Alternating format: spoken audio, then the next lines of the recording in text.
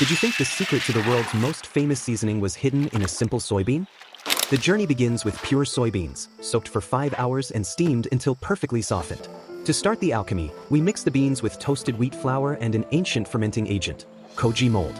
For 7 full days, the mold is cultivated in a controlled environment until it completely blankets the beans. Now comes the long wait. We submerge the beans in a concentrated brine and move them to large ceramic vats. This isn't a factory process, it's a natural cycle.